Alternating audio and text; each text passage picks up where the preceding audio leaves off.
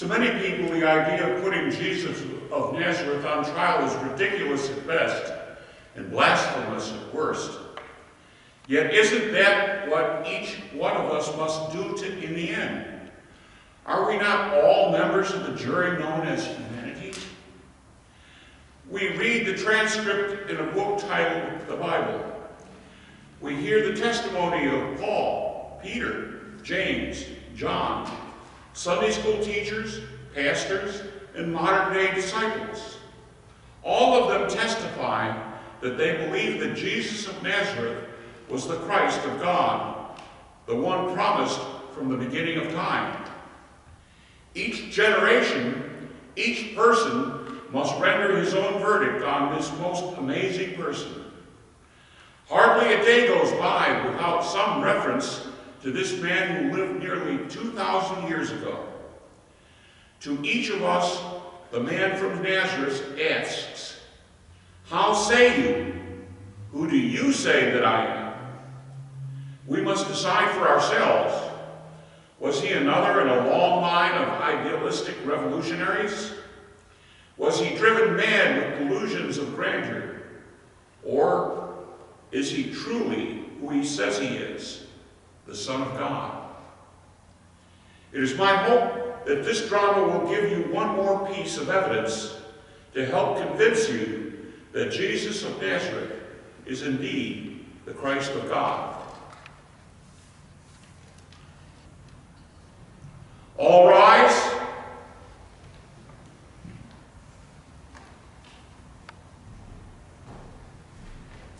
The 8th District Court of the Roman Empire is now in session. The Honorable Pontius Pilate, Governor of Judea, presiding. Hail Caesar! Be seated. We are here in the matter of the state and people of Rome versus Jesus of Nazareth, the King of the Jews.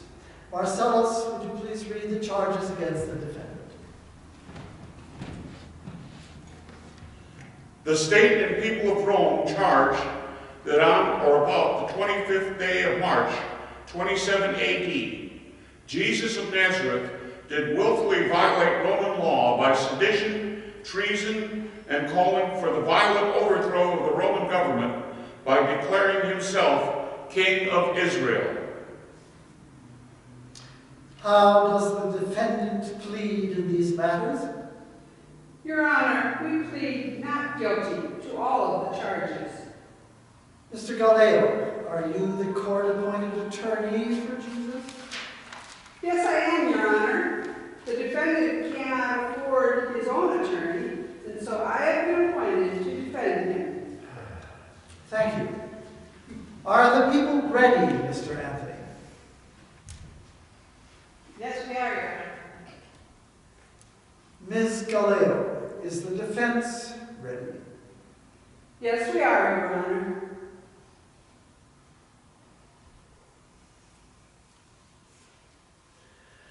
Ladies and gentlemen of the jury, by the power and authority of the Roman Empire, I charge you to listen carefully to the testimony offered in this matter.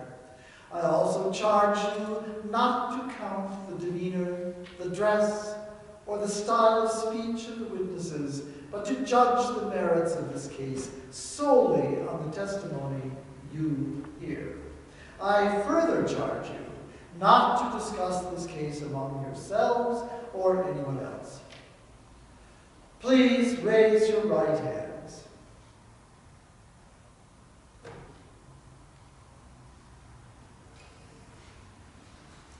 Do you solemnly swear that you will hear all the testimony presented in this case, and that you will judge impartially as to the guilt or innocence of this defendant based solely on that testimony? So help you, Caesar. You may put your hands down. Ladies and gentlemen of the jury, the attorneys will present their opening arguments to you. Both attorneys will present their opinions concerning this case, and it is important to remember that their statements are not sworn testimony, but only their opinions. And therefore, what they say should have no bearing on your verdict. Ms. Anthony, you may proceed. Thank you, Your Honor. Ladies and gentlemen of the jury, the charges in this case are very serious. The defendant has been charged with sedition, the act of stirring up unrest in the state, leading towards, but stopping short, of treason. He's been charged with treason, which is disloyalty or treachery towards one's country. And finally, he has been charged with calling for the violent overthrow of the Roman government. I think it's important to remember that governments are instituted among people for the purpose of maintaining public order, for the national defense, and for the welfare of those governed. Part of the national defense is to protect citizens from those who choose to live outside the law. And while I personally believe that those who choose to live outside the law should not be protected by that law or receive due process of the law, it is the law of the benevolent Roman government to make sure that every criminal and terrorist like Jesus of Nazareth receive fair trials. The state is going to call witnesses who will give testimony that one, Jesus of Nazareth, did stir up unrest in the state, that he was disloyal to the Roman government, and that he did call for the overthrow of that government through terrorist tactics. I personally interviewed Jesus of Nazareth. On the surface, he appears to be a very mild-mannered, unassuring person. He almost appears harmless, and that is how the defense will try and portray him. A mild, gentle man, a religious man whose teachings have been misunderstood or misinterpreted. But I want to warn you to not be fooled by this mild manner and folksy stories, for he's a chameleon whose skin changes to blend in with the background. So Jesus changes from the gentle man from Nazareth to the terrorist from the hills who would destroy Rome. I ask you to look at his eyes when he takes the stand. At first, one might think that those eyes are staring into his very soul, and in reality, they are the eyes of a cold-blooded terrorist who's only looking for the moment to destroy you. He will present evidence, and the defendant, we will present evidence, and I believe that if you judge the defendant solely on the merits of the testimony, you will find Jesus of Nazareth guilty as charged and sentence him to death. Thank you. Thank you, Ms. Anthony. Ms. Galeo, you may proceed. Thank you, Your Honor. Ladies and gentlemen of the jury, it is not often that I agree with the attorney for the state, but some of what she said is correct. Jesus of Nazareth is a mild and gentle man. He is a rabbi, a teacher who cares for his fellow man, who teaches of love and harmony between people and calls for justice. These are principles that government should support. He is a unique man, unique in that he does not see military strength and earthly power as signs of success. He is no schemer and not a terrorist, as my colleagues suggest. He is a teacher who teaches about dignity and respect for human life, something that the state and organized religion sometimes forget. In those moments when governments and religion forget about dignity and respect, then anyone who suggests a different approach is seen as a threat to the state and religion. What are we going to show you is a man whose message has indeed been misunderstood, and purposely so by a paranoid state and religion, who have conspired together to destroy this innocent man. We're going to show you a man who healed the sick, who fed the hungry, and who was kind to the defenseless and the poor. We're going to show you a man who spoke up for those that the government and religion chose to ignore in their quest for power. We're going to show you a man who provided for the welfare of the masses when the state and religion failed to do so. And in the end, you will see that Jesus is guilty of nothing but caring for his fellow man.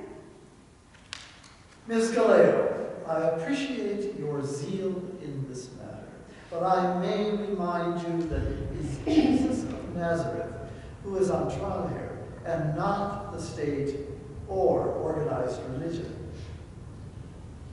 With all due respect, Your Honor, it is the state and organized religion who are on trial. Each one of us in this courtroom is on trial, and we are, like Jesus, guilty of caring for our fellow man, and we are guilty for unconcern and placing worldly power ahead of the welfare of humanity.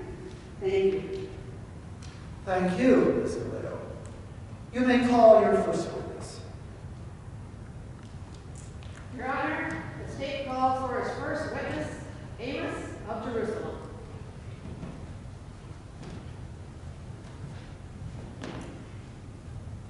Raise your right hand. Do you solemnly swear to tell the truth, the whole truth, and nothing but the truth, so help you Caesar? I do.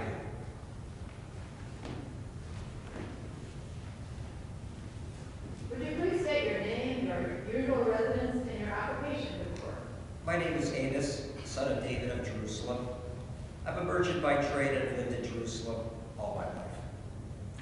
Tell us about what kind of person you are.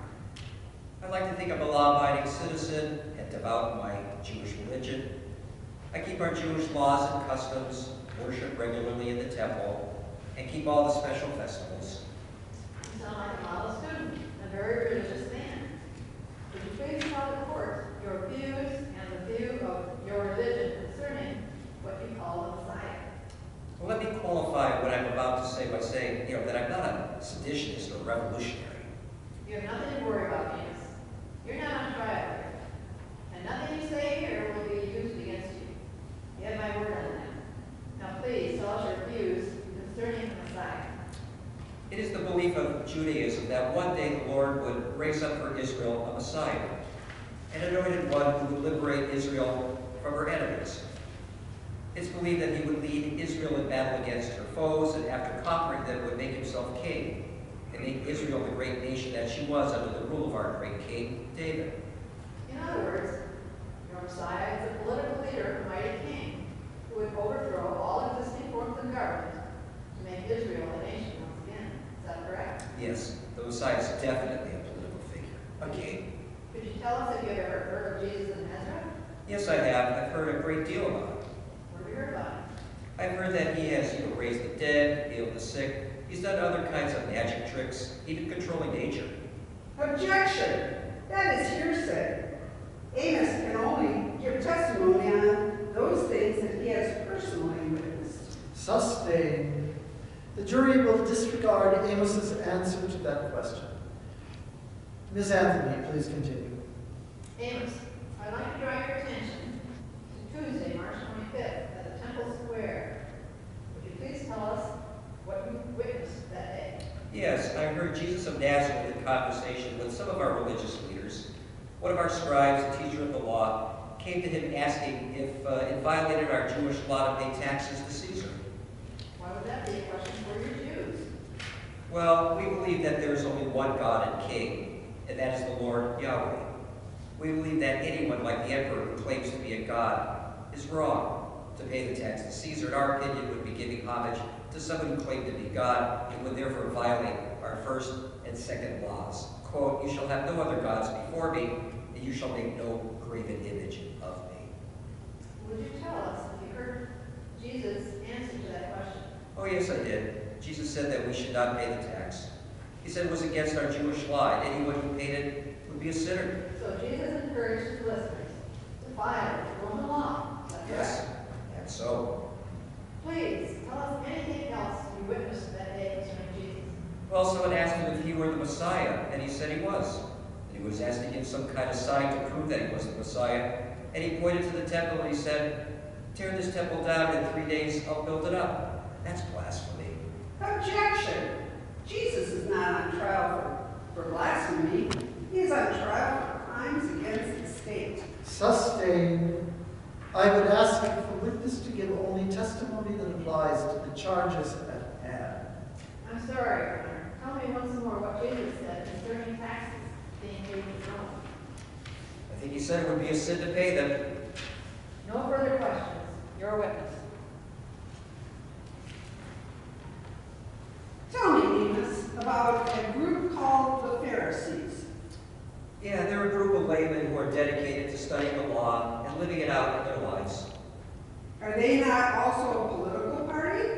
A morality group that goes around condemning all those who do not believe as they do? Well, we must correct those that are in error. So you are a Pharisee. And who appointed you to be the moral majority?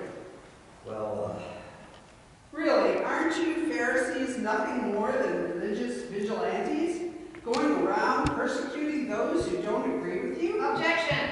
This name calling is uncalled for. I'm so sorry, Your Honor. I will withdraw the question.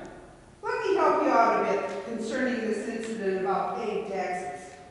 When asked about paying taxes, didn't Jesus ask to see a coin? And then didn't he ask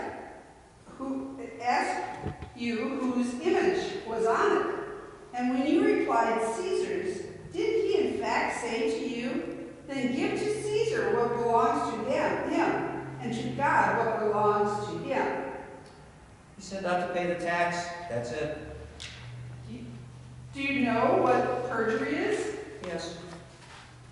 How would you like to be brought up on such charges? Objection, Your Honor. Mr. Gallo is bullying the witness.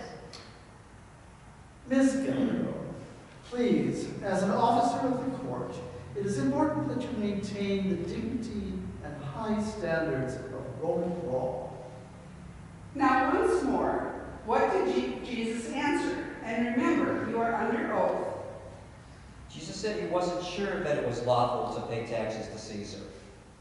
Before, you said he told you not to pay the tax. Now you say all he said was that he wasn't sure if it were legal or not. Which is it? You're confusing me. The truth never gets confused. No further questions. You may step down. Please call your next witness, Ms. Edmund. I call Hezekiah of Damascus.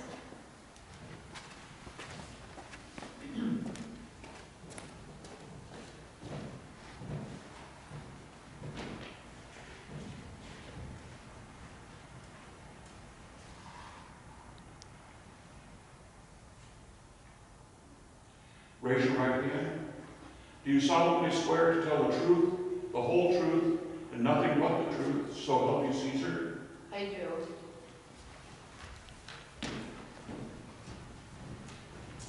If you please state your name, usual residence, and occupation for the court. My name is Hezekiah of Damascus, and I'm a trader of fine goods. Would you please tell the court when you arrived in Jerusalem and what your purpose for coming was? I arrived a week ago Monday. I came to do business and also to celebrate the Passover. I usually try to come to Jerusalem every year about this time to do business and to worship at the temple. I'm a faithful Jew and try to keep all of our laws. Could you please tell the court what happened on Sunday, March 23rd? Yes. I was near the marketplace doing business when I heard a lot of yelling and screaming. I followed the noise to the main gate of the city. It was so loud I thought a riot was going on. What did you think was going on? As I said, I thought a riot was going on. The Roman soldiers were trying to keep order, but no one was paying attention to them. Tell us what it was that was causing this riot. The defendant, Jesus of Nazareth, was entering the city riding on a donkey, and the people were throwing their coats down on the road along the palm branches. It was a wild scene. Were the people saying anything? Yes, they were crying, Hosanna, praise God, God help us, and hail the Son of David. Who were these comments directed towards? To Jesus, they were saying that he was the promised Messiah, the son of David, the promised king of Israel. And was he refuting any of these claims? No. In fact, he seemed to enjoy it. Objection, Your Honor. There have been no testimony as to whether Jesus enjoyed what was going on. Sustained. The jury will disregard that statement. But they were calling him the Messiah, and he was not stopping them. That's correct. They were calling him Messiah, and he was not stopping them. So can you tell us what happened on Tuesday, March 25th concerning the defendant? Yes. Jesus was confronted by a group of people, and they asked him to give a sign to show that he was the Messiah. And he told them that if they tore down the whole city, he could rebuild it in 4 days. He said he had the power to do that, since he was the promised one. Do you know what sedition and treason are? Yes. Sedition is stirring up trouble. Treason is claiming that you are a king and trying to overthrow the existing government. So do you think that Jesus did anything that threatened the existence of the Roman government? Well, he claimed to be a king. He said he could do things that only the Lord could do. That sounds like treason to me. No further questions, your witness.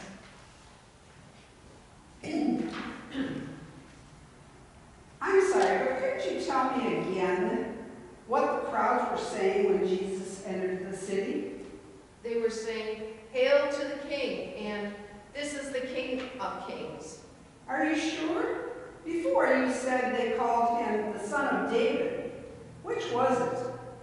Well, it's all the same thing. Whatever they said, he did nothing to discourage it. Did he say anything to encourage them? I guess not. I call your attention to the second incident that you talked about. You said that Jesus said if they tore the whole city down, he could rebuild it in 4 days. That is correct. Do you have a hearing problem? Or are you just twisting Jesus' words around? Objection, Your Honor. When counsel for the defense can prove that Hezekiah is hard of hearing or offer testimony to show that Hezekiah is turning Jesus' words around, we'll listen to him. Sustained. How many days did he say it would take to rebuild the temple? 5. I told you 5. Actually, you said he'd rebuild the whole city, not just the temple, and that he'd do it in 4 days, not 5. I wonder how good a businessman you are when you can't keep simple figures straight. So is it the temple or the city? Is it 3, 4, or 5 days? I'm not sure. I think... You are not really sure what you heard, if anything at all. Your testimony has so many holes in it, it is unbelievable. When you get your lies straight in your mind, let me know, and then we'll put you back on the stand. You're dismissed. Objection, this is outrageous. The whole trial is outrageous. Order! Order in the court. I am warning both of you to conduct yourselves like gentlewomen and officers of the court. We will adjourn and let you two cool off. All rise. This court is adjourned. Hail Caesar. You are dismissed.